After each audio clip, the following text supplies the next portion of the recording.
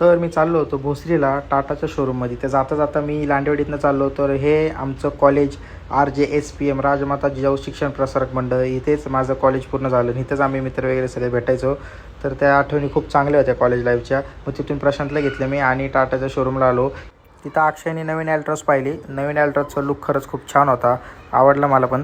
त्यानंतर आम्ही आलो होतो इथं विनीतसाठी. विनीत आमचा खास मित्र आणि विनीतनी त्याच्या फॅमिलीमध्ये एक नवीन मेंबर ॲड केला होता, जे म्हणजे आहे टाटा नेक्सॉन. तर त्यांनी त्याच्या आनंदामध्ये आम्हाला बोलवलं होतं. त्या कारणामुळे मला तिथं जावं लागलं आणि माझी गाडीची डिलिव्हरी होती तेव्हासुद्धा विनीत माझ्या आनंदात आला होता. आणि असा आनंदात जाता येत असेल तर नक्कीच जावं मित्रांनो. माझा हा युवा उद्योजक मित्र असाच पुढं जात राहावं. त्याच्या मुलीच्या येण्याने, मुलीच्या पावलांनी त्याच्या घरामध्ये हा आनंद आलेला आहे आणि अजून असाच आनंद त्याच्या कुटुंबात येत राहावा. तर विनीत मित्रा, तुला नवीन गाडीसाठी खूप खूप शुभेच्छा. तुझ्या मुलीच्या पावलांनी सर्व काही व्यवस्थित होत चालले. आणि त्यानंतर मग मी निघालो घरी यायला जोरातच्या स्पीडला. घरी आलो, मोमोज घेतले आणि आपल्या शॉपच्या रुटीनला शॉपवर आलो. आणि शुक्रवारचा बाजार असल्या कारणामुळं लवकर आपलं आवरून घेतलं आणि कस्टमरला सर्व्हिस द्यायला सुरुवात केली.